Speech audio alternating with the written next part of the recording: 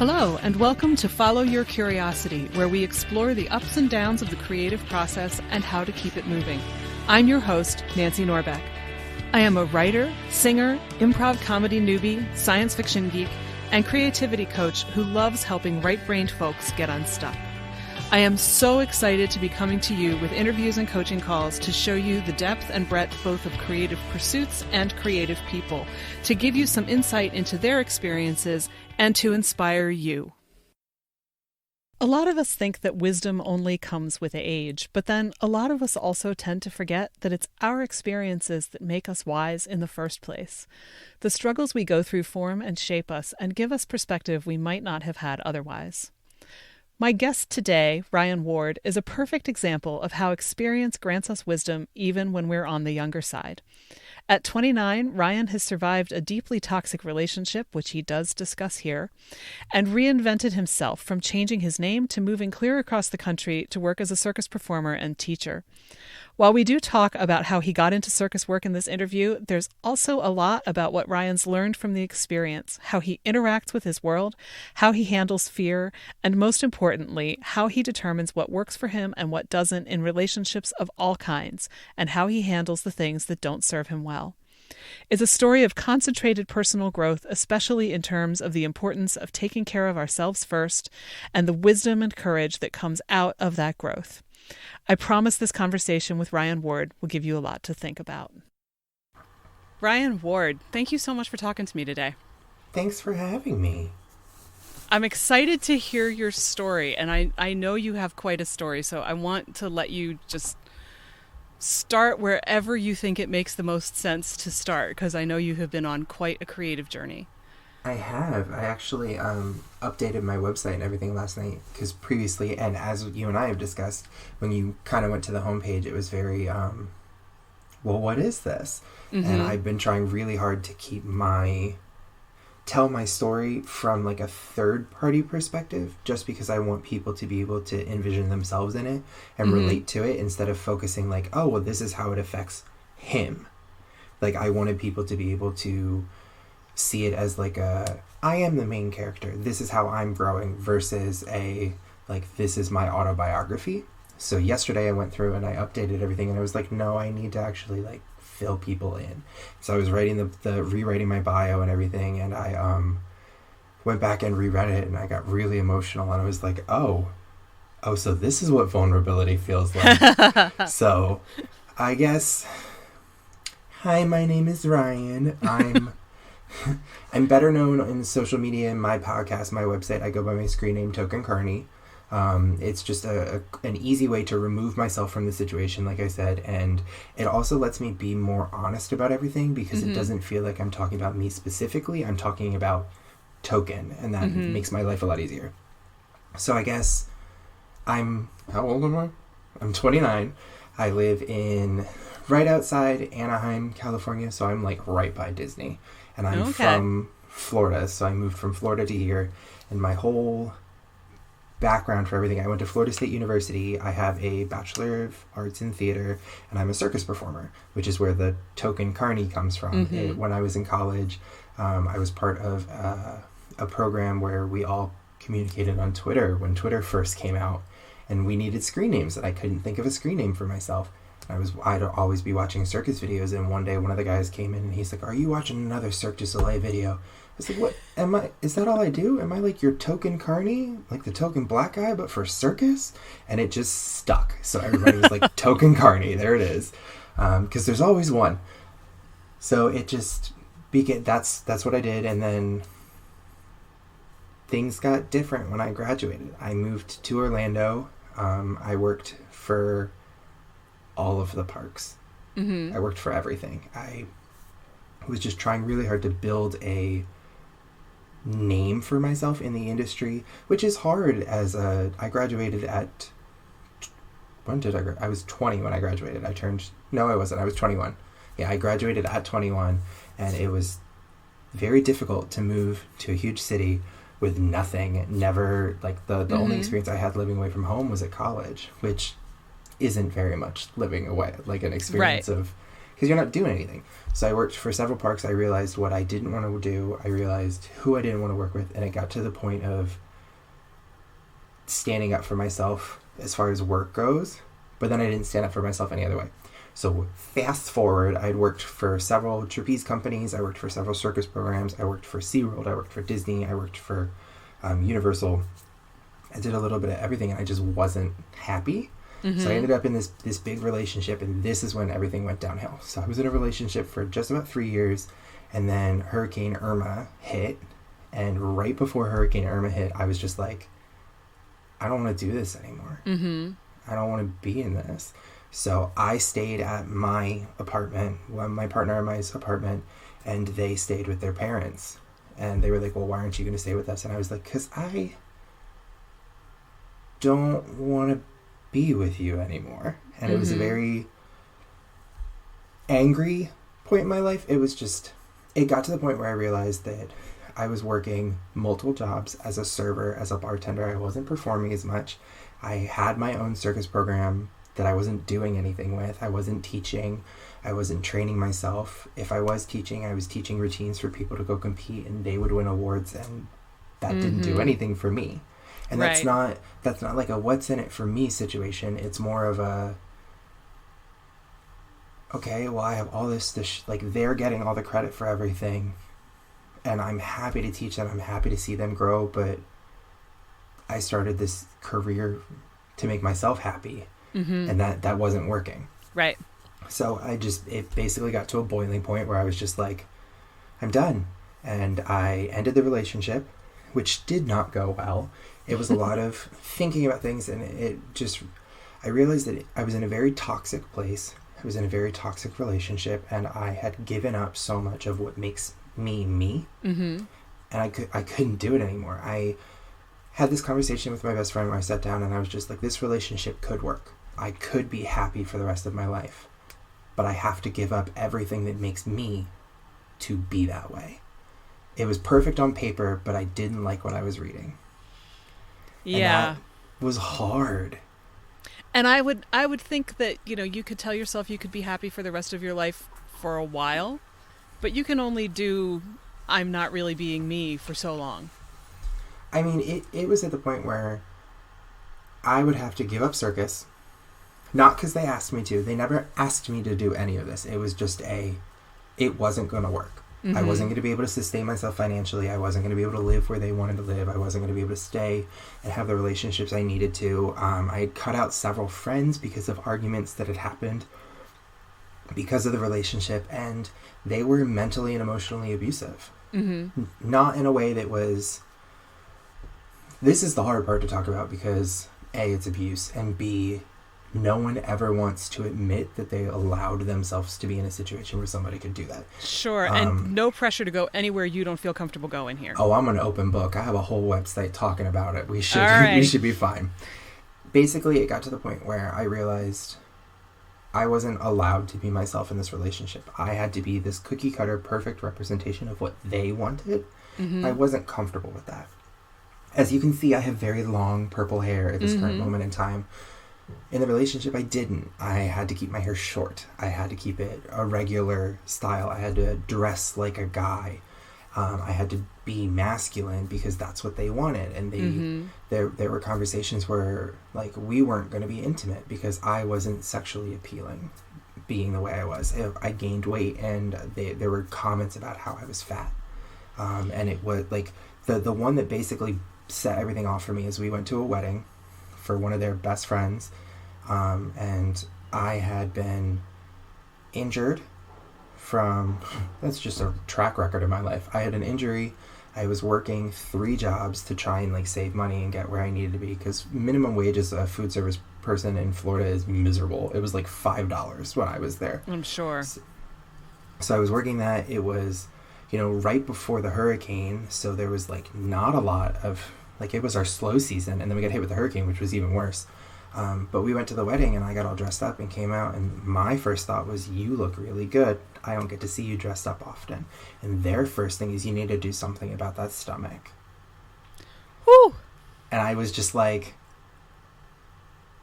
no, I'm done. I'm done. And we went to the wedding, and my favorite thing of all time in the wedding is watching the groom or whoever is at the altar see for the first time their bridegroom, whatever, come in and just watch the happiness fill up in their face.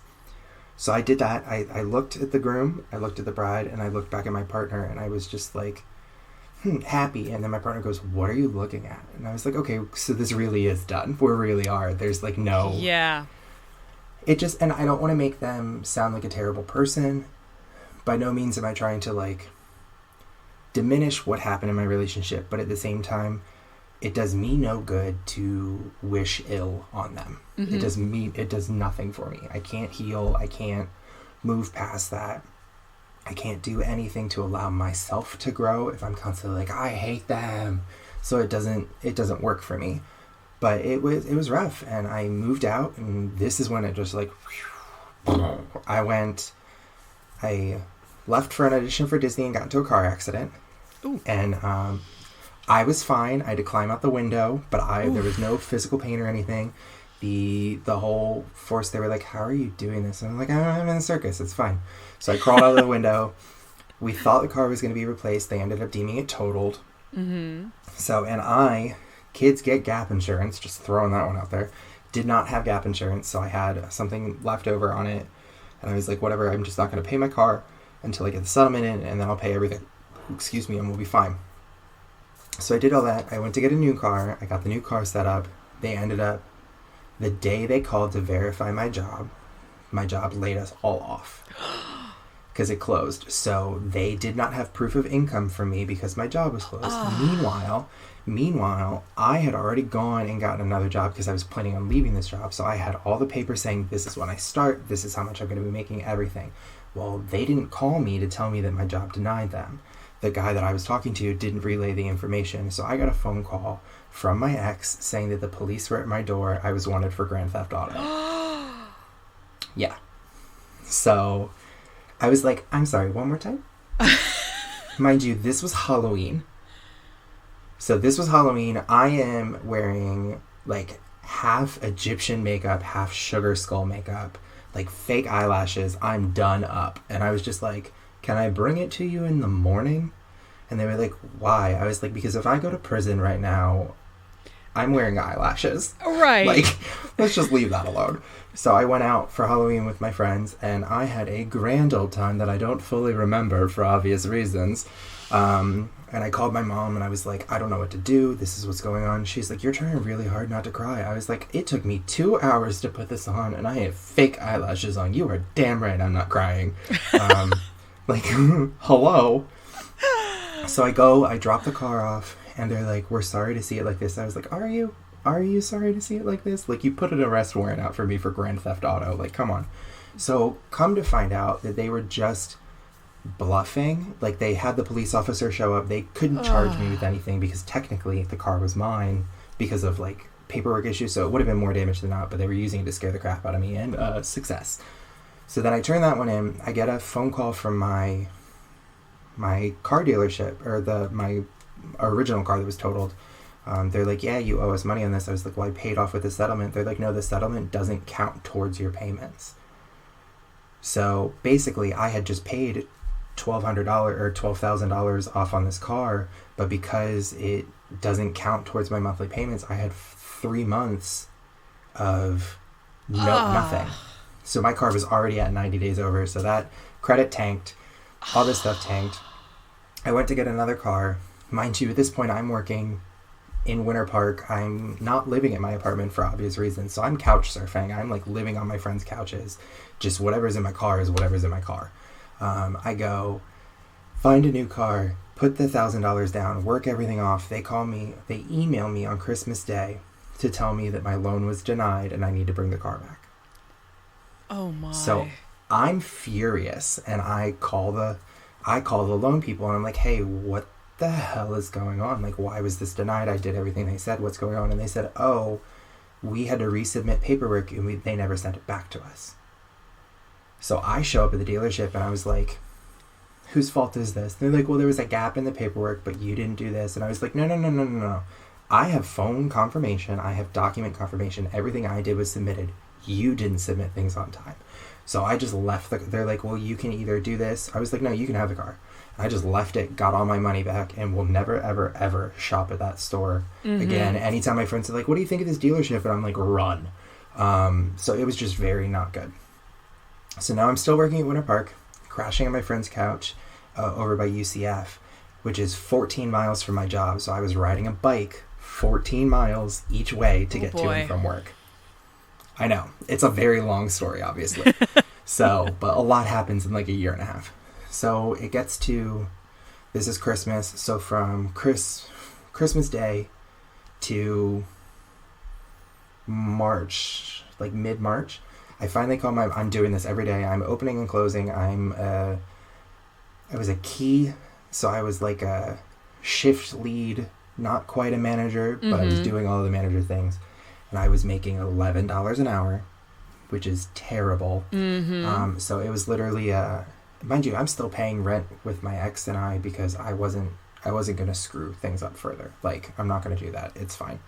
So I'm not making enough money to do anything. I can't live somewhere else. I can't pay to do anything else. I can't save it up to get a car. Like, I'm trying to figure this all out. Dealing with credit collectors that, like, your car is doing these things. I was like, what car? Take it from me. What are you going to do? It's already gone. So it just got to a point where in March I called my mom and I was like, I can't do this anymore. I went to my boss and I was like, if I don't get more money for the position I'm doing, I can't stay here. And he just looks at me and he goes, well, good luck to you. So, wow. Which I'm not saying anything mean about him. They were brilliant people. They were very, very kind and they were doing what was best for their business. It was just, it hurt. Because I'm like, I've been here since y'all opened. Like, okay, cool. So, needless to say, their business isn't there anymore. But it was a very crappy situation. And I called my mom and I'm just like, I don't know what to do. And so they're like, you're coming home. Like, you're going to move home with us for a little bit, which I'm not trying to sound ungrateful because I'm so thankful that my family let me come stay with them. I'm so thankful that I had that ability. But I was a 27-year-old adult. Moving back into my family's home was hard. Sure. It was very, very difficult. Given my sister is 10 years younger than me and she was at home and she and I did not have a very strong relationship because I left for college when she was 7. Right. So she's my best friend now. Like, we got super close when I was at home, but I was there. So fast forward, we're in July now. I fly out to California for a convention for Sensi, which is a company I do stuff with. And I was out here and I was like, no, this is it. This is where I need to be. And I came home and I just worked. And I got lucky because the job that I got laid off from, they moved my general manager to the location where my parents live. So I called her and ended up working there for a few months. Like, technically they hadn't terminated any of us. We were still in the paperwork. We could be rehired. Perfect. So I ended up working there, saving everything up. And then New Year's Day, we rented a car, packed everything, or New Year's Eve, we packed everything in the car. And I left New Year's Day for California. And wow. That is how I got out to where I am. I had nothing. The only thing I knew is when I came out here in July, I met someone at a bar, and she was like, my roommates are moving out in January, and I don't know what I'm doing. So I took over part of her lease. So the only thing I knew is where I was going to live when I came to California. And I had to start over. So what's happened since you got there? It has not been as easy as we thought it was going to be, but I wouldn't trade it for the world. So I moved out here. When I left for California, I had $1,000 in my bank account. That's all I had. I had already paid rent for what I was going to be out here, so that didn't count. But I had $1,000 to get out here, get situated, and make things happen. So I moved out here. It took me just about a month to get a job, just serving, and I literally just bounced from job to job to job until I found something that worked. And I was able to make decent money. I wasn't, because of everything I've gone through, because of all that, I was like, I'm not going to tolerate this. I'm not going to work for somewhere that I don't feel appreciated. I'm not doing it again. I moved from coast to coast where no one knew me. Well, that's not fair, because I have a bunch of friends from college who live out here. But I had to start over. I couldn't do it. So I did. And then I ended up, things were going better. I started my website. I started doing this like blogging thing just for me, where each week I was going to write about something different. and challenge myself to something different so that in a year's time I could be a better version of myself than I was. And my friends really liked it, and they were like, no, you should share that. So my website was born, and that's where I do it. It's like a blog series that I do that called 52 and You, for 52 weeks of the year, 52 challenges. I'm a little behind right now because, quarantine. But that's this week's project. But that's just where it came from, and I was going to move out here, get everything situated financially, and then I was going to start training Circus again. Mm-hmm. Come January of this year, I have a herniated disc, so I'm unable to. Things are getting better, but it's a really severe herniated disc. It's 18 millimeters, so that's huge. That's pretty big. Yeah, so for people who don't speak that, an average herniated disc that can cause serious pain and mobility issues is between 2 and 4 millimeters, and I'm at 18. Oh, yeah. So they are very confused as to how I'm walking, how I have as much mobility as I do. Like, they're completely baffled. They think that the only reason I'm able to function the way I do is because of Circus, because my body is used to high pain thresholds and being flexible and things like that. But I'm just kind of taking this time. I started my website. I started a podcast. I'm going to be starting a YouTube. It just kind of got to the point where I was like, I have a story. Who needs to hear it? Mm-hmm. And then I went from there. So that's where I am. I'm so happy. I'm in a much better relationship now. It will be 1 year in April, and I'm thrilled. We're going to be moving to San Diego together. And there's a San Diego Circus school there that I plan on training for when my spine allows it. But if I were to look back 2 years ago and have somebody be like, hey, your life is about to end as you know it, but it's okay, you're going to start over, I'd be like, okay, whatever, you're being dramatic. But now it's one of those things where, like, I talk about it casually, and then people are like, I'm sorry, you did what? Mm-hmm. So, yeah, that's my full story, I guess. Wow. So I'm curious to know how it is that you ended up being interested in circus in the first place. Oh, that's easy. So that's easy compared to everything else. So back when I was little, and by little I mean like 13, Cirque du Soleil used to play their shows on Bravo before it was like just white women complaining. They just... What up, Real Housewives? So they would play like Alegria, Corteo, Vatikai. They would play these shows over and over, and I watched Alegria. I remember it exactly. Elena Lev did Hula Hoop Contortion, and I watched it, and one day I was like, I'm going to do that when I grow up. And my mom was like, yeah, okay. And then I went to Florida State University, which is famous for having a circus problem. Same thing, really. They have a circus program. Same thing. It's an addictive thing. It's like, ooh. So I was like, no, I'm really going to do that. I taught myself to juggle. I went to Florida State. I got I got accepted to the school and was like, I'm going to be fine. And I started doing circus stuff. I was like, this is what I want to do. And then I went to the theater school, and they're like, no, you haven't been accepted to the major yet. And I was like, oh. And so I applied and got accepted, and they were like, that worked out. I was like, apparently. Which at the time I didn't think anything of. And then I found out that they only accepted 80 of us. So out of my entire year that started, there were only 80 of us that got in, and I'm just like last minute filling it out, not thinking anything of it. I was like, yay me. Wow. Yeah, what up? So I knew that was what I was going to do. I tailored my entire collegiate experience towards it. So I did costume design, I did set development, I did acting, I did physical performance, because we have to for the major, but costume was my main focus. Costume, makeup, and special effects. And then I did circus stuff. I did circus for 2 years at FSU. And then during the summers, I went to a summer camp and taught what I learned at FSU, and then ended up learning everything else. It was one of those, like, you can do this, I will teach you how to do this if you teach me how to do that. And that's how I learned everything. So I started as a Bike for 5, which is like, I ride a bike and there's 4 people climbing on me and doing acrobatics while I'm riding the bike. And then I went to a camp and learned how to do flying trapeze and silks and pretty much it's at the point now where if it's a circus act, I've probably done it. Like, okay. But I've been doing circus since I was on my own since I was 16. I've been doing aerials since I was 18. So it's been a very long time of me doing these things, teaching them, and just kind of like picking it up as I go. Choreography is definitely my strong suit. I prefer to choreograph. And now it's just at the point where I want to train myself. Like, I can teach the skills. I have the training. I've worked with I worked with a trapeze school that was run by the Lanuba performers from Cirque du Soleil. So like I have tons of professional accolades. This isn't just some kid that like randomly learned how to do these things. Like I'm not encouraging anyone to go do anything unsafe and train in unsafe conditions. I've been very fortunate that I was in an area full of professionals in the industry and I was able to learn from them and begin teaching under their supervision. So just anyone who wants to do these things, do it correctly. Really do it correctly. And that's just how Circus started for me, I guess. I just knew that I didn't want to be an actor on stage. I wanted to be more.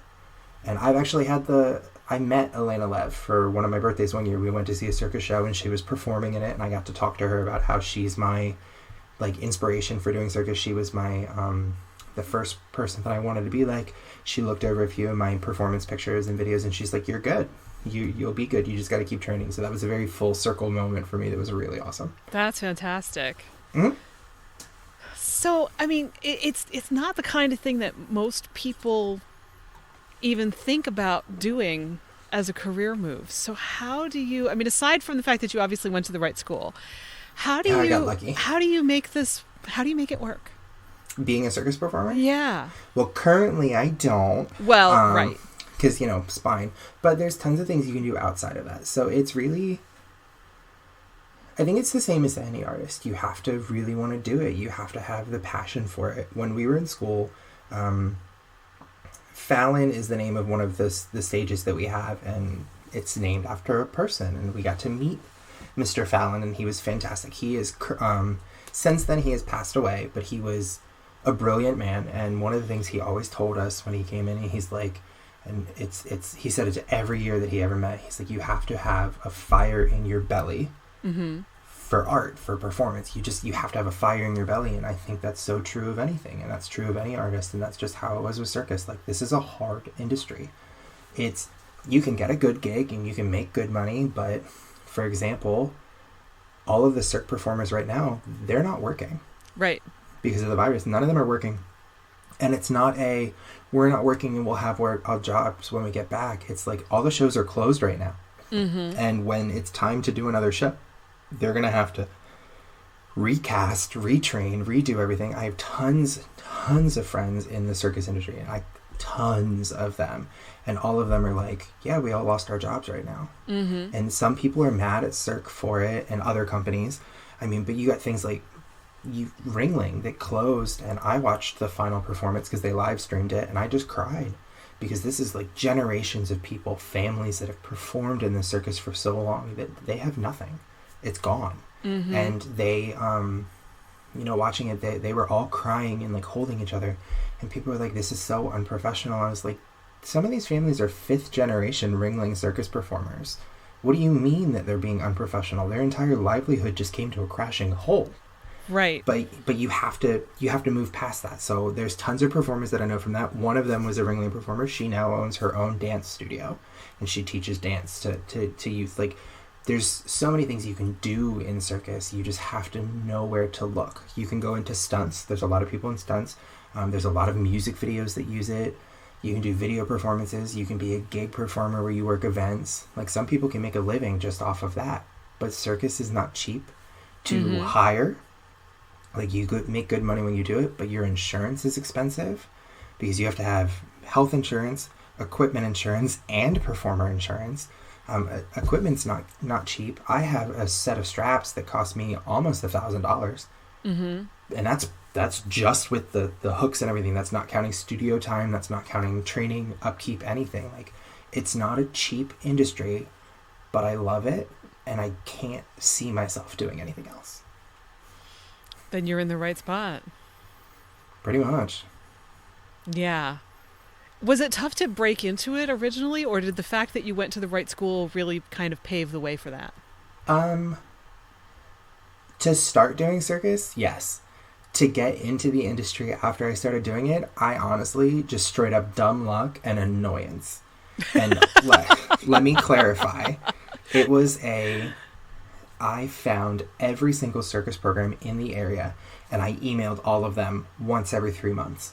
It was just like, hi, this is my name. This is what I do. Do you have any openings? hi, this is my name, this is what I do you have any openings? And eventually, after like a year, I got some messages back there like, oh, we're not hiring you this time, you know, you're welcome to come take classes and pay. And I was like, no, I don't want to pay you, I want to work. I had one studio that I messaged and was just like, this is what I do, I want to do this. They're like, cool, we need somebody. And I came in and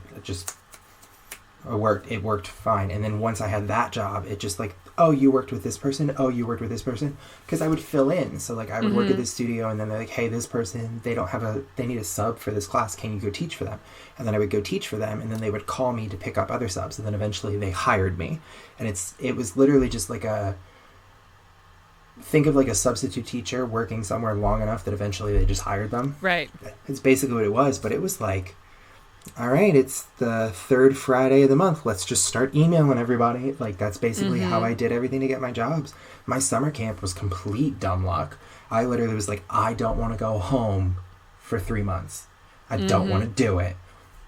So I applied to everything. I applied to 32 summer camps, and this is the first one that called me and first one that hired me, and I was like, done, this is what I'm doing, we're good to go. And that's just, yeah, so it was it was hard to get started to learn the stuff. It was a lot of me falling on my face, literally, because it's hard not to do aerials and just like eat it. It's very difficult. Like, people ask me all the time, especially when I did tight wire, they're like, how do you learn not to fall? I'm like, you fall once, you learn right quick not to do it again. Like, you hit that mat once face down and you're just like, this is not something I enjoy.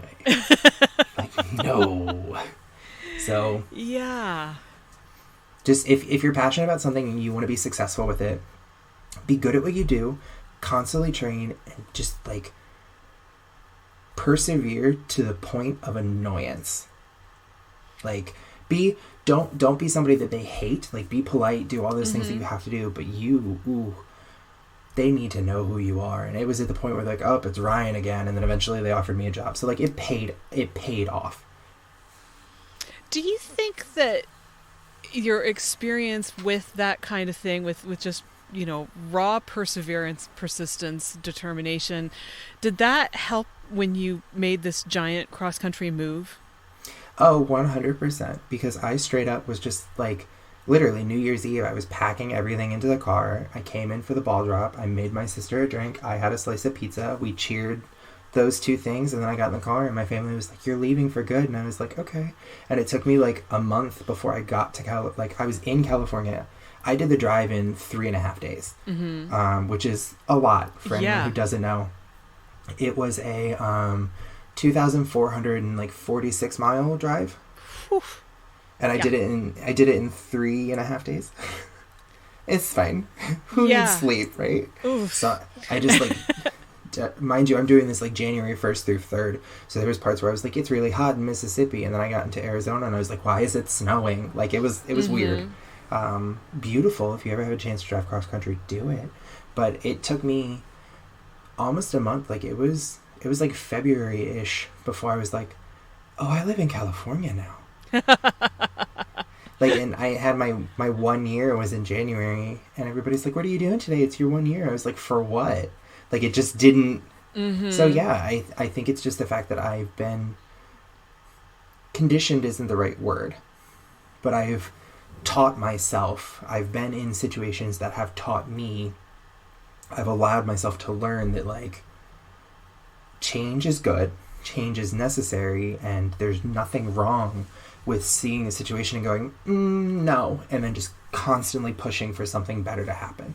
Like, we're about to move to San Diego, and my partner has never moved away from family. So, like, this is the first move out of the area that they've known, and we're going to move down there.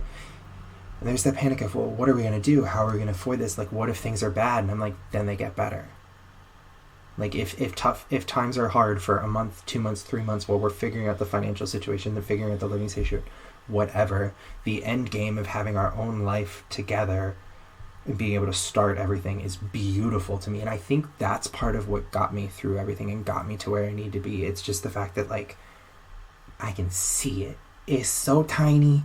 I gotta squint. I gotta put my hands up to block the light and everything, but I can see what I want, and I will be damned if I let anything stop me from doing it. Like, if I fail miserably and everything, that's fine. But nobody's going to remember me for failing. They're going to remember me for the crazy things that I was going for. That's all I care about. That's beautiful. Thanks. And I feel like, you know, then it gets better. You know, what if we fail? Then it gets better. I feel like it's March 28th, so we're still sort of at the beginning of this whole crazy coronavirus thing with no idea where it'll take us. But I feel like that statement really applies probably to a lot of us as we're sitting here saying, what happens while the world is changing around us, you know? Well, it may not look the same when we get to go back outside of our houses. It's not going to look the same, and that's the exciting part. Not. So I'm thrilled, and so this is a terrible thing to say, because by no means am I thankful that this virus is happening. Right. Because, like, pandemic, terrible, all the lives lost, all the things, but it is incredibly beautiful to me to see the entire system crumble. And let me tell you why before I sound crazy. Well, I mean, we're at that part, but whatever. Because I'm a huge fan that you cannot go back to normal. There is no such, like, once things happen, there is no let's return to normal. And I keep seeing people be like, oh, things will go back to normal. No, they won't. Mm-mm. They die and they get reburned. And the best analogy I can think of, and this is in between my whole shenanigans of being home, couch surfing, homeless, whatever you want to call it, and moving back and forth, I went into high schools and spoke to high schoolers about a few things, and it was just like, my life is in shambles, let me teach you what I've learned from this experience. And I always mention fire. When a forest burns down, it doesn't stay burnt down. Everything grows back brand new. Everything is different. It uses the destruction to push itself forward. It uses all of the nutrients, everything that was in there. It breaks them all down and starts something new. And that is where we are right now. This is a beautiful time for artists. This is a beautiful time for everyone in general, because you're stuck with yourself, which sounds terrible. Introverts everywhere, like, yay, but everyone else is like freaking out. It's a chance for you to really sit there and go, this is the life I was living. What about it did I like? What about did I not like? And what can I do to change it? Half of us are out of work right now. Mm-hmm. So are you going to go back to the job that you hated? Or are you going to take this time to change and figure out what you want to do and go for something else? There's Masterclass, there's Skillshare. All these companies and websites, they're putting out content for people to learn and educate themselves. You're at home I've been home since January 12th. So what about it? But people are home for so long, and you have this opportunity to learn new things, learn new languages, learn new opportunities, figure out what you want to do. You're alone with yourself. There's no facade. Mm-hmm. You can't fake it because you're not around these people for you to fake it anymore. You are you. What do you want to do? My Facebook friends list?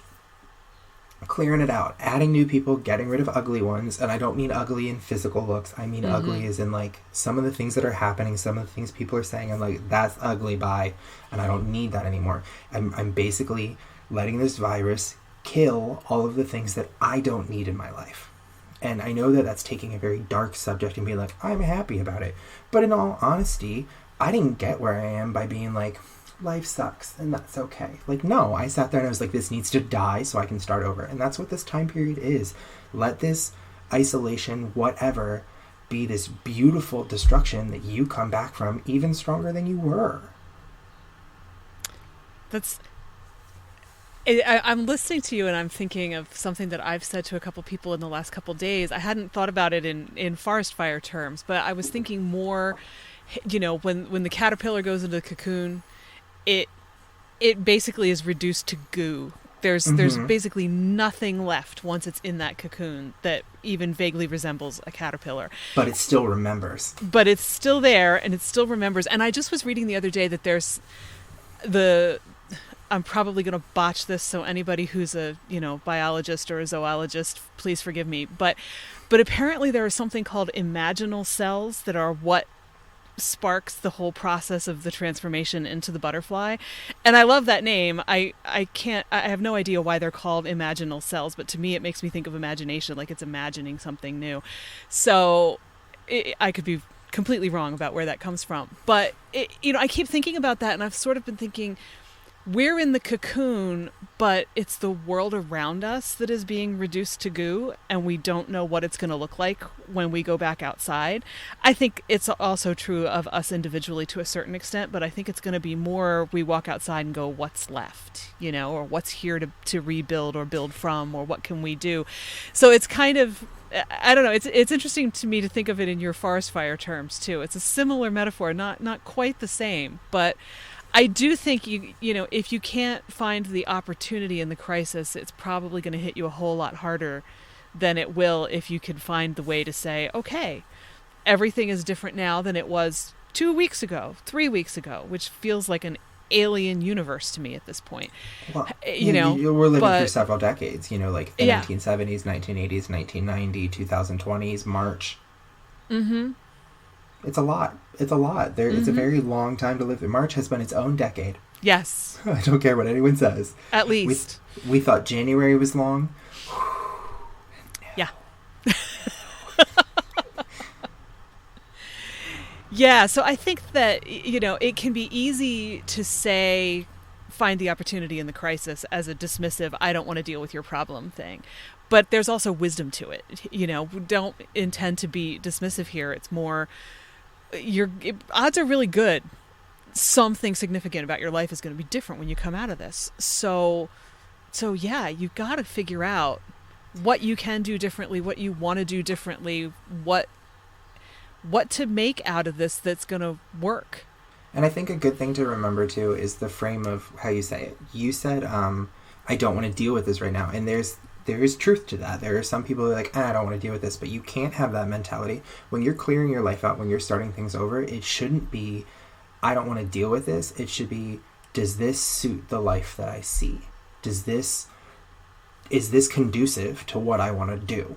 And another thing you said, you're like, when we go outside, everybody's gonna be like, well, what's left? I hate that mentality, because if you're looking for what's left, that means you're still holding on to what you had previously. Right. You need to be looking at it from okay, so now what? It's not a what's left, not what can I cling to, what can I hold on to, because this is what I've always known. It's a coming out and being like, cool, so now what? And then going from there. And that's really going to change the difference, because that's, as we've heard over and over in my story, that's basically what I did. I literally was just like, I'm at this point, now what?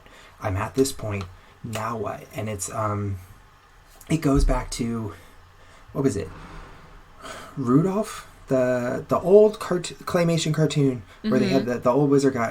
It might have been Jack Frost. It was the put one foot in front of the other, and now you're walking out the door. Like that whole song. And I know that's like a little childhood thing to hold to, but it's literally just like one step forward. And anyone who's like, well, what if I take a step forward and I fall down and then I'm one step back? Okay, well, 2 steps forward and 1 step back is still 1 step forward. Like you're not going to get anywhere if you stay where you are. And there's a thing that mathematicians use where it's like 365 times 0 for 365 days with 0 effort is 365, whereas 365.5 is still more. It's like 3.375 or whatever. Math is not my strong suit. I would just go for theater. We count to 8 and start over. 16 if we're feeling frisky. Like, it's fine. Calm down. But so it's just minimal effort. Change is going to create a ginormous difference at the end of time. And it's just people that are scared to do things. I get it. If you're scared to make a change and you're listening, reach out. I'll give you my contact information at the end. I clearly have no issues talking. So and I share my story. It's like my whole website is literally called Redhead Runaway, which is what I did. I literally looked at everything and went, that's not for me, and just ran from it. And that's become the joke. It's just like, I'm this runaway. I ran away and joined the circus. My mom likes to tell people that her eldest went to clown college, which I think is insulting because clowns actually have to have a license. Like, there's real work behind it. I know you're making fun of me, but let's not demean them. Right. It's just there's so much outside of this what if bubble that people live in that I'm just want to shake people and make it happen, especially right now, because everybody is, rightfully so, they're not handling things super well. They're depressed. They're worried. They're like, well, what do? I want to just be in bed for a day. Okay, then be in bed for a day. Then what? I don't know, you tell me. And that's the thing, like, it's okay to not be productive right now. If you need a day or two to sit down, that's fine. I took 3 days where I didn't even answer my phone. I played a video game for like 3 days on my phone, and then I was like, I have a podcast this morning. I need to get up and function. Like, allow yourself that time to just dwell in the death, air quotes for those that can't hear it, of the current life you have. Take a little bit of time to heal, and then get up and go, now what? Yeah. I think there are two things that are striking me as I'm listening to you. One is that... I'm insane? No. She says, hitting a new... No. High octave. I mean, because I feel like you have a perspective that most people don't have. Which I also have is experience one that of most those, people don't have. right? Which is one of the things that I'm thinking of. Which is, you know, like we get so into, and part of this is, a big part of this is so cultural. You know, you get up every day, you go to work, you do what you're supposed to do at work, you collect your paycheck, you go home, lather, rinse, repeat until you retire. I'm meant to do so much more than live, make money, and die. Right, and I think that a lot of us are so hypnotized by that cycle because that's what we've been told we're supposed to do. That's, you know, the goal is to somehow be better off than your parents were, which was a pipe dream before all this happened. It may be even more of a pipe dream now, but that also depends on how you're defining better off. My definition is real weird. We'll get to that. Yeah, I mean, I think most people define it financially, which is one way to define it, but that's not how you have to. Yeah, I'm not surprised that you don't. But but I feel like that's part of it. It's kind of like this is breaking that trance, the hypnosis around it, and so people are just kind of sitting here going, I don't know how to do anything else. I was always told this was all there was, and now I don't know what to do. And the other part is, or are you scared to do it? Well, and it could be both. But the other thing that I'm thinking that goes along with that is that there is this grief that has to happen when you realize that thing that you had isn't going to be there anymore. Even if it's not the thing you wanted, you may still have to grieve the fact that everything's different. It's all, in one way or another, intentionally or unintentionally, it's fallen apart. It's not working. You're not going to be doing that anymore. And so you got to kind of deal with that too, either before or as you're figuring out what's next. So I don't know. I mean, it sounds like in your case, you were pretty darn sure it was time to just pack the car, drive across the country. That's it. So I don't know if you went through... How long can a dog get beat with a newspaper before he bites back? Right. So I don't know, you know, to what extent you actually felt like you needed to grieve that. I don't know if that was really a part of your process. Oh, there was a very long grieving process, actually. So the relationship ended at the end of August. And prior to me making the decision to end it, there was a good month or two of me not sleeping, of me calling my friends, of me, I was dying, and that sounds dramatic, but it's not. Like, if you ask any of my friends, if you ask any of my students, they all knew something was wrong. I wasn't me. I wasn't being myself, and a lot of this came from, plot twist, when the relationship ended, I came to the conclusion that I'm gender fluid. I didn't fit in the binary. Part of the reason the relationship wasn't working for me is because I was expected to present and be masculine, but I wasn't. Right. Like I was acting. I was acting a specific way rather than being myself. Like, I have long hair now. I wear makeup. I do all these different things. I do whatever I want. And it's not associated with, are you a boy or are you a girl? It's just, well, I'm me. And like that was a coming to terms thing. So I think a lot of the death in the morning for me was, I said goodbye to myself. I mean, I changed my name.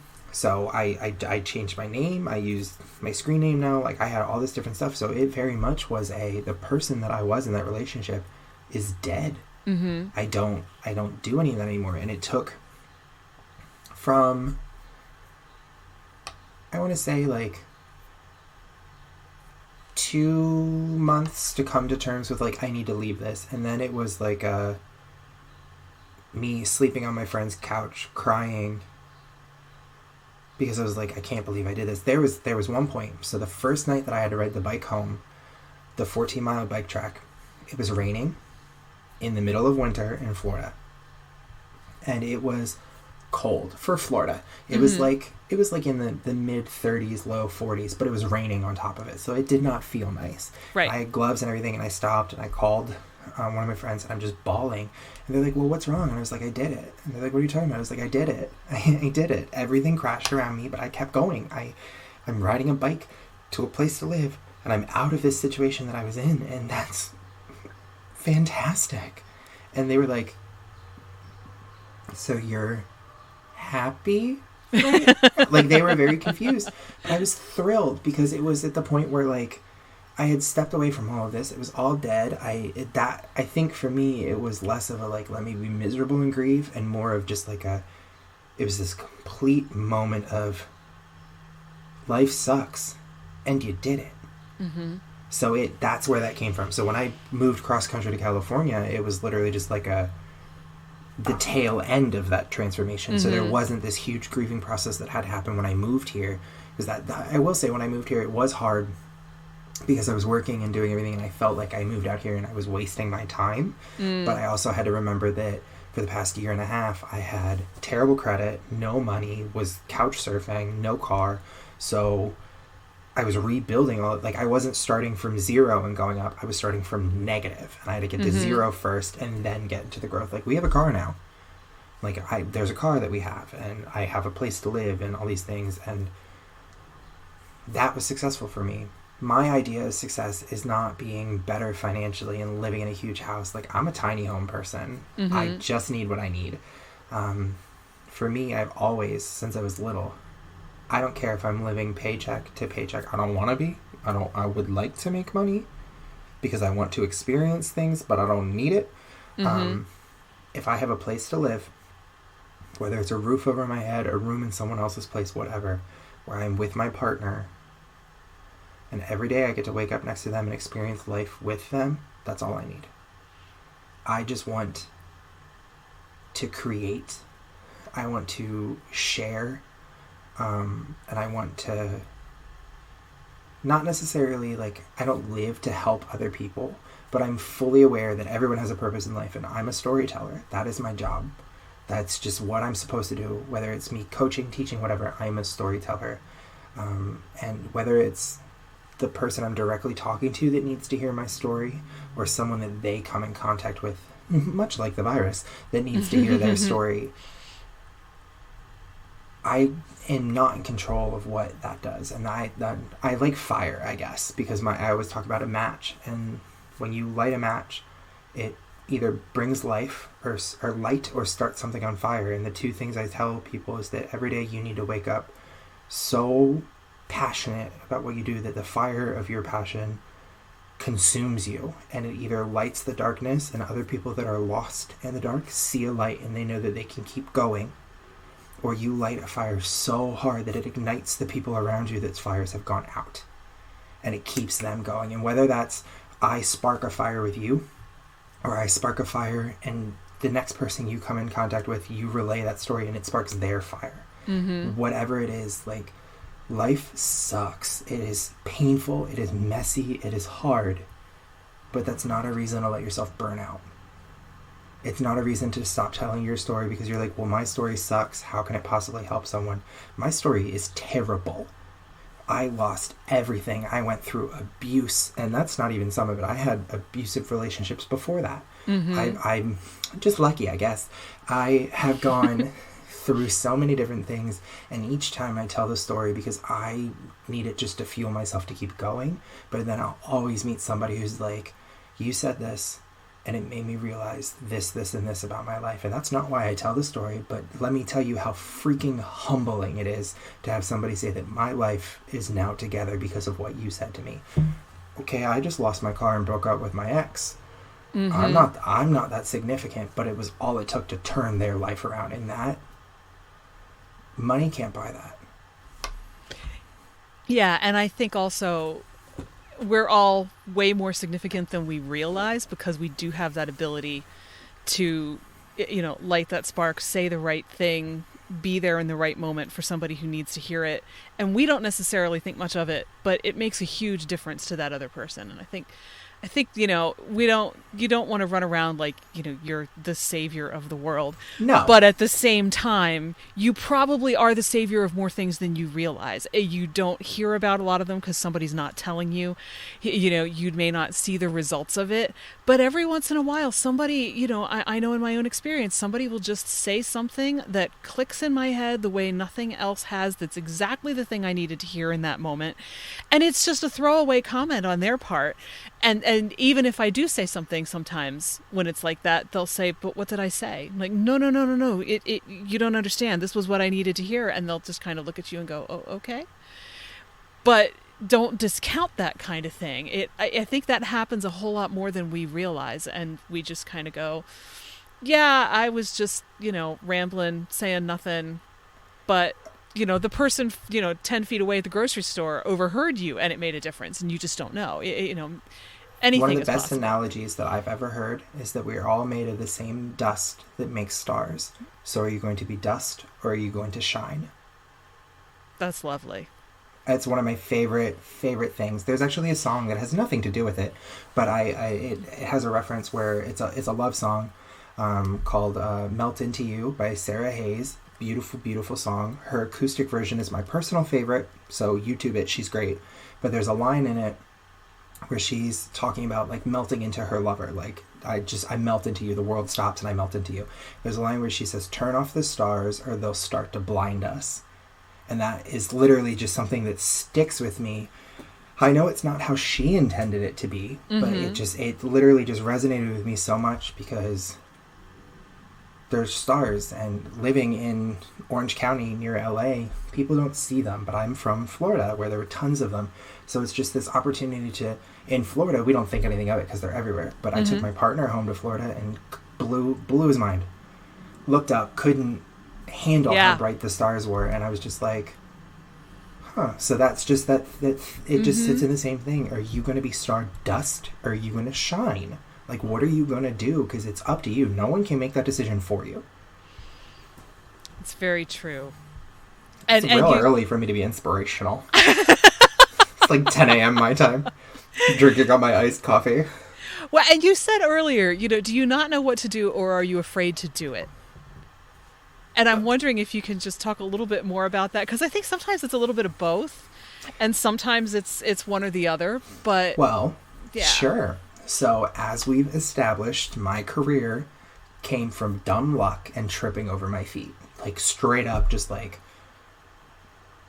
I sent everything out because, and this is an easy one. Most people are like, well, what if they say no?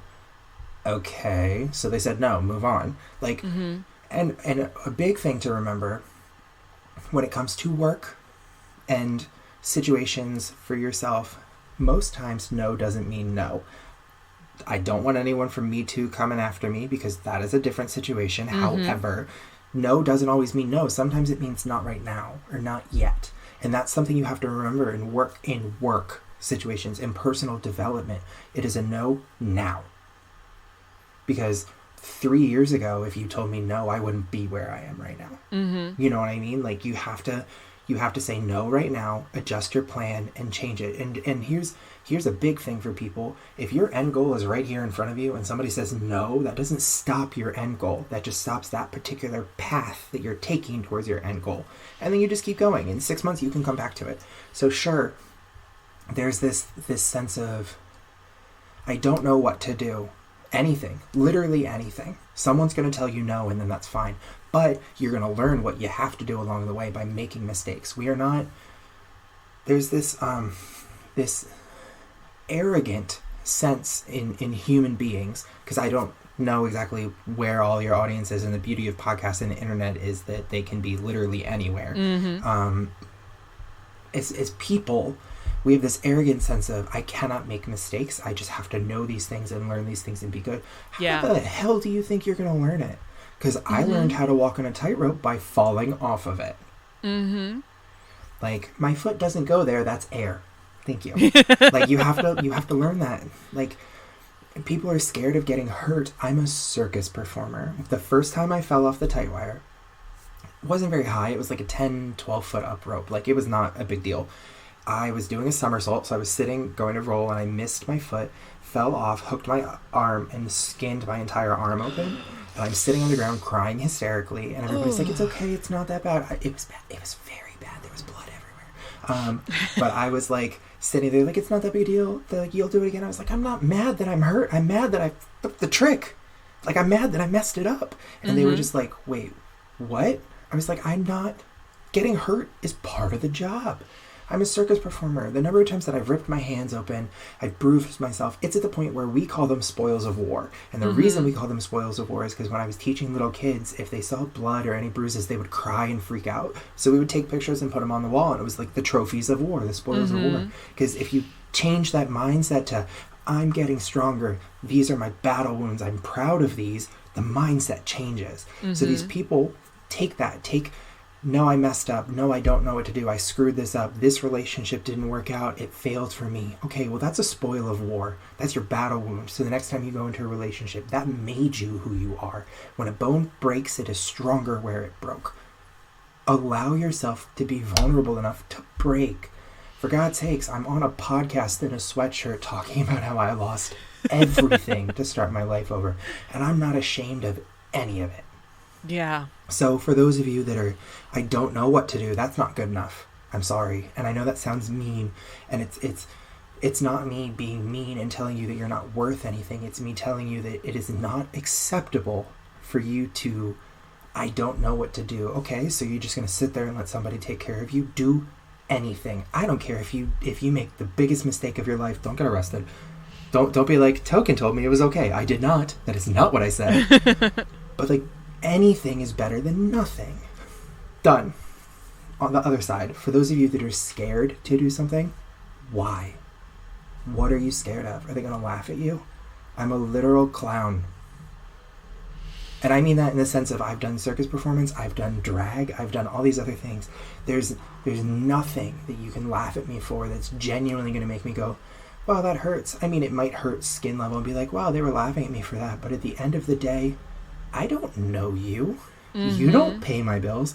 Well, if you came to my show, you might have paid my bills. But I don't worry about other people's opinions of me, because at the time, they didn't like this thing. Okay, well, why don't they like this thing? So what can I change to make this situation better? What can I remove from it? We, as people, specifically my generation and younger, are so obsessed with what people say, what they said on the internet, what they hold about me, what they think about me. You can remove that. If someone's arguing with you on Facebook, you can get to the point where you can turn the notifications off and just walk away. Because there's this burn, this like itch of, well, they replied, so I have to reply. You can't fix stupid. You just can't. You can learn to be better. But at the same time, there's a lesson between let me educate them and correct them, and let me educate myself and understand that this is not conducive to the life I want. This is not doing anything but stressing me out. You gotta walk away from it. There's friendships, there's relationships, there's people, there's jobs, there's tons of things in my life that were good for me on paper, but I didn't like the story. And I had to walk away from it. And I can't feel bad about that, because your ex that you broke up with, they're going to date someone else. Your friends that you walk away from, they're going to find other friends. Your job, they replaced you yesterday. Calm down. Like, well, not right now, but they're going to replace you. You cannot live your life to serve other people. Now, clarification on that. If your purpose is to serve other people through your actions, obviously one of my love languages is acts of service. We all caught on to this when I'm a storyteller. If you are living your life as yourself and using your story, your actions, your whatever, to help benefit other people, you're serving other people and you're doing it correctly. But if you wake up with, how can I do this for other people today, you are going to burn out, because they're going to take more than you can give. Way more than you can give. So you have to be okay with that. You have to wake up and go, I'm scared to do this thing. Ask yourself, why am I scared to do this? Is it because they're going to judge me? Is it because they're not going to care enough? Is it because I don't know what I'm doing and I don't know how to? Or is it because you're just comfortable? And I want to challenge everybody. Big challenge here. Welcome to my TED Talk. There's a difference between being comfortable and being complacent. And one of the things I constantly talk about on my website is zero complacency. Do not be complacent with something because you mistake that for comfort. Do not stay in a situation that doesn't behoove you, doesn't benefit you, doesn't do anything to help you grow because you feel comfortable in it. You're not comfortable. You're being complacent. You are allowing these things to happen around you. You are in control of your life. So be in control of it. And if you don't know what to do, reach out. Hair flip. I have to say, there's only one thing that I can think of that I would want to add to that, which is when you were talking about, what if they say no? My mother's response to that would be, so what? You have nothing less than you did before you asked. Honestly, it's always a no unless you ask. It is. And that is my biggest pet peeve in the entire world is when people make decisions for me. Now, I'm not talking, hey, we're going to go to dinner here. Are you okay with that? That's not what I'm saying. I'm saying when somebody, this has been a conversation in my relationship. This has been a conversation in jobs, things like that. Oh, well, we didn't think we could give you this, or in my relationship, I didn't know what was too much to tell you. I didn't know how much I could open up. Okay, well, don't make the decision for me. Let me make that decision. When you start talking, when you start opening up, when you start doing these things, let me go, hard stop. I'm going to need you to, for a minute. Like, there's a difference between that type of decision and everything else. So when you're scared to do something or you don't do it because you're like, oh, they're going to say no, you don't know that. You can't make that decision for them because then you're literally taking your story from being like this. I'm making a V with my hands for those of you listening. You're taking it from being an open V where the funnel is above you and it's coming down towards you, and you're flipping it around and narrowing it and making it a tiny funnel where you only have a small little itty bitty hope of whatever's going to happen there. And you can't do that. That's where that whole phrase comes. What if I fall? Well, what if you fly? Right. Yeah. What if they say yes? Jason Mraz says it. He goes, leap and the net will appear. And I'm a trapeze artist, and I can tell you that, A, don't leap if there isn't a net there in a physical situation. But other than that, just fun facts. But in other situations, just do it. Like, honestly, what is the worst that's going to happen? Do not rob a bank. That is not what I'm saying. But, if your end goal is here and there's this big, scary ledge, just do it. Eat the frog. Yeah, I can say from my own experience that the very first podcast interview I did for this show, and a couple since then, have happened just because I said, I'm standing here talking to this person, or I'm going to email this person or whatever, because I just got this idea that they would be a great guest. If they say no, they say no. And, a lot of them didn't say no. So, I literally, the first interview that I did with Rob Shearman, I was talking to him at a convention and it just popped into my head to ask him. So I did. He didn't say no. And frankly, that interview I recorded almost a year before I actually launched the podcast. The fact that I had it, that I had recorded it, helped me launch the podcast because it was sitting there and I felt like I need to do something with this.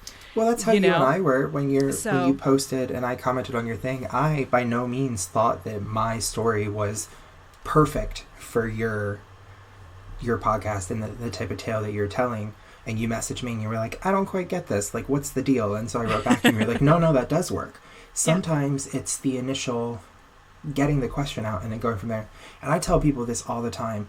A lot of the time, I personally clearly have no issues communicating. I'm very good at it. I'm very good at articulating what I'm feeling, even if it's me backtracking and going over to fix it again.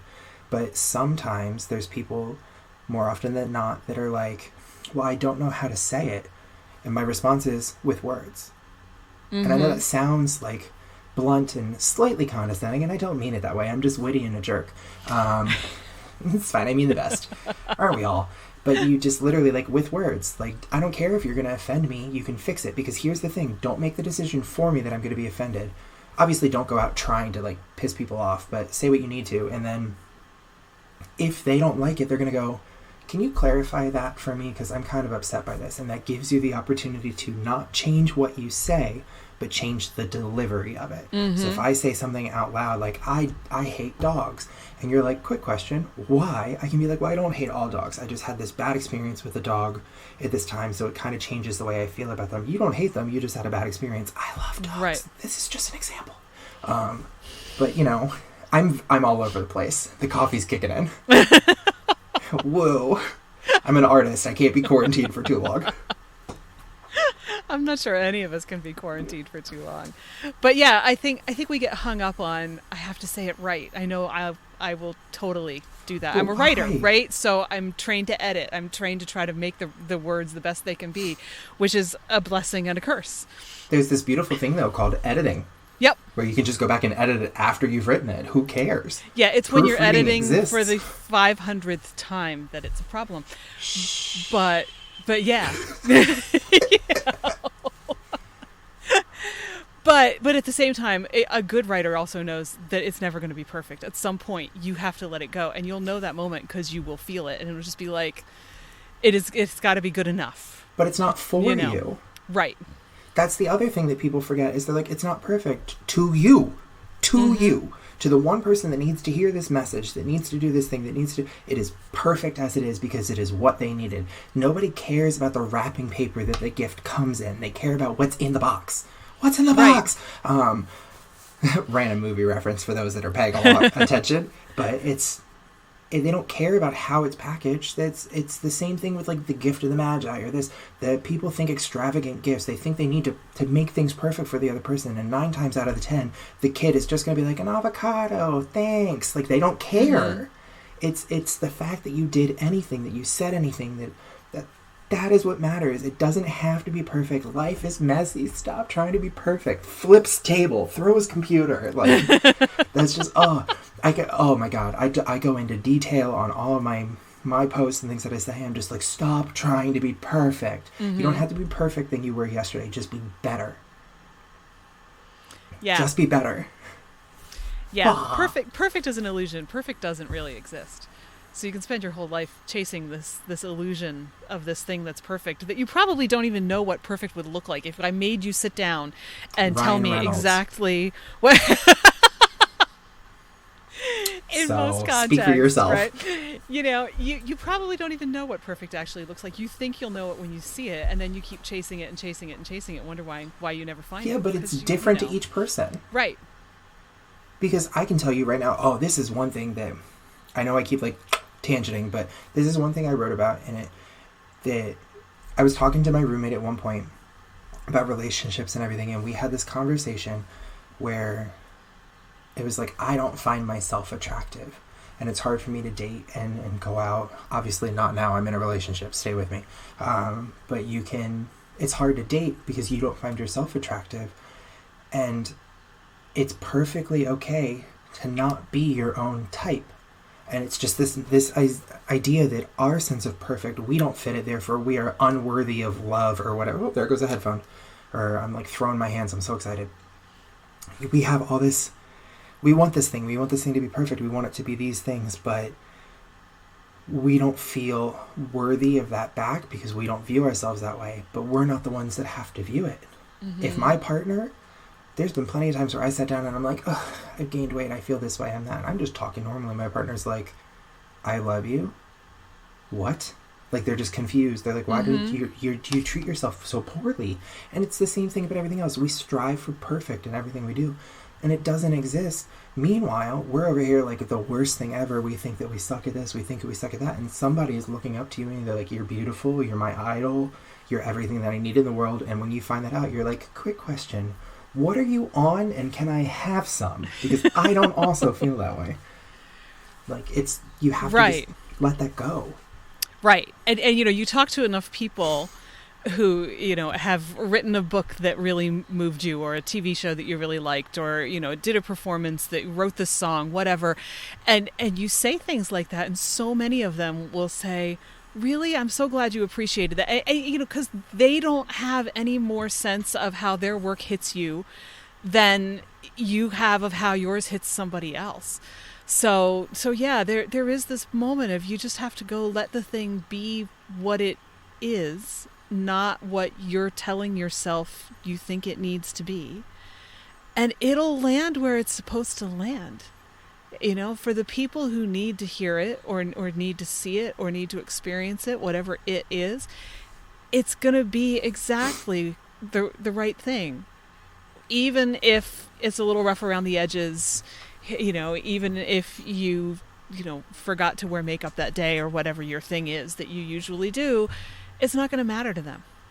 No, and another thing to remember too is, as creative types, as artists, sometimes we put things out and nobody catches it and it hits the ground. For some reason in a creative's head, if things aren't caught the first time around, they're not worth anything. Right. And people forget that if somebody drops a ball, someone else can come along and pick it up. And there's been plenty of posts I've had. There's been plenty of conversations. And I wrote a piece of poetry 3.5 years ago, and I had someone message me about it in the past month saying, like, hey, I found this. This is cool. And I'm like, what dig site were you in? Like, what? And it's just, art has no time limit. Creativity has no time limit. Messages have no time limit. When they're supposed to reach who they're supposed to reach, they're going to. And just because it doesn't line up on my timeline when I create it, doesn't mean that it loses value later. Right. And also, not everyone is going to be your audience. That doesn't mean that what you produced is bad. It just means that person isn't your audience. Your stuff will find its own audience. Ain't that the truth? Niche down if you haven't done it, guys. It helps. Really helps. Also, another thing, this one is specifically for artists and creatives versus everyone else. It is okay to change your niche. It is okay to change your audience, your story. At some point, my story is going to be less about me overcoming everything and more about the life that I've built now that I've overcome everything. So, like, it's okay to grow and change and be somebody different. And I think I can resonate with that more because I did change my name and I did go through this huge thing. So, like, I have friends who will still call me by my birth name or my given name, and I'm just like, no, it's Ryan now. Like, I've changed it. And 9 times out of 10, it's a, oh, okay, and not a, well, why? Like, nobody thinks to do that. So don't be afraid to allow your art, your message, or whatever to grow and do that as well. Like, it is perfectly okay. We don't stay babies forever. And nobody's going to run up to you and be like, oh my God, you're so cute. Let me grab your cheeks. Like, they're going to understand that you've grown and you're a different person. Your opinions can grow. And this is a big thing about mistakes that we make. Because I know specifically in celebrities, we see it all the time where they posted something years ago and people are like, well, you didn't like this thing, so you're canceled. Like, I'm sorry. I've made mistakes before in my life. And the difference is that I now understand why that is a mistake and I'm doing things to no longer allow myself to do those things. Like, one thing I always tell people, especially when I get, wrongfully named, they'll be like, oh my God, I'm sorry. I go, I understand. I don't say it's okay because I don't want them to think that it is okay to dismiss it. I understand. I understand that you're sorry. This is a learning process. Or when people say something that upsets me, they're like, I'm so sorry. I'm like, I don't want you to be sorry. I want you to be better. Just be better. No one's asking you to apologize. That apology does nothing for me. That's for you. That's to relieve you of guilt. I don't want you to be sorry. I want you to be better. That's all I want for anybody, is just to be better than they were yesterday. Right. Well, I feel like that's a really good place to stop. Sure. So, because I could talk forever. Because we've hit so many really, really good deep things, which I think is fantastic. So I've been having a blast. Thank you so much for coming on the show and sharing your experience with us. That's this week's episode. Many thanks to Ryan Ward for sharing his story and wisdom with us. If you know someone who would appreciate this episode, please share it with them. Thanks so much. You can find show notes, the 6 creative beliefs that are screwing you up, and more at fycuriosity.com. I'd also love for you to join the conversation on Instagram. You'll find me at fycuriosity. Follow Your Curiosity is produced by me, Nancy Norbeck, with music by Joseph McDade. If you like Follow Your Curiosity, please subscribe, rate, and review on Apple Podcasts or wherever you get your podcasts. And don't forget to tell your friends. It really helps me reach new listeners. See you next time.